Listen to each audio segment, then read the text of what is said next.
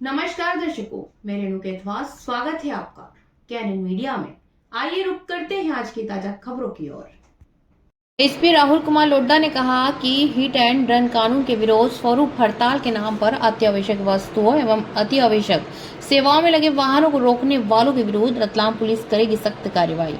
Diesel petrol की कोई समस्या नहीं, पर्याप्त भंडारण। कलेक्टर श्री भास्कर लक्षाकार ने कहा कि जिले में पेट्रोल डीजल की कोई समस्या नहीं है।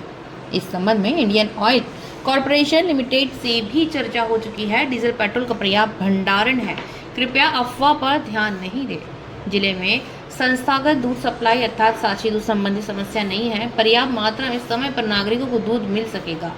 इसके अलावा स्थानीय स्तर पर मुद्दों के समाधान के लिए 2 जनवरी को प्रातः रतलाम में संबंधित संगठनों के प्रतिनिधियों की बैठक रखी गई। कलेक्टर ने कहा कि जो भी व्यक्ति विरोध प्रदर्शन कर रहे हैं वे कानून व्यवस्था का ध्यान रखें। सामान्य जन परेशानी पैदा करने पर विधि अनुसार सख्त कार्रवाई की जाएगी।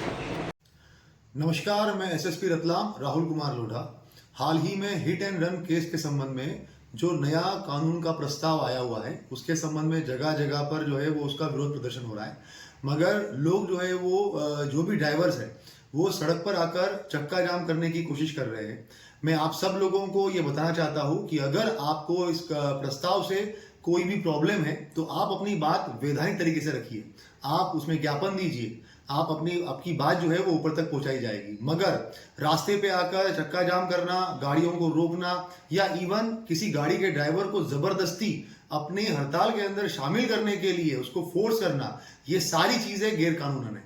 अगर आपकी वजह से कहीं पे भी कोई भी अगर इमरजेंसी सर्विसेज है, जैसे कि एम्बुलेंस हो, जैसे कि फायर एक्सटिंग्विशर हो या इवन कोई दूसरी इसेंशियल कमोडिटी वाली सर्विसेज हो, उस पर प्रभाव पड़ेगा तो आपके खिलाफ कठोरतम कार्रवाई की जाएगी। और ना कि सिर्फ कठोरतम कार्रवाई, मगर उसमें आपका ड्राइविंग लाइसेंस भी हम निरस्त करेंगे ताकि जिस चीज के लिए आप ये कार्रवाई कर रहे हैं उसके ऊपर भी उसका प्रभाव पड़े।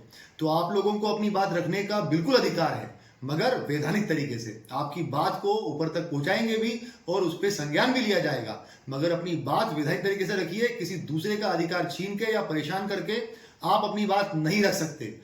Thank you.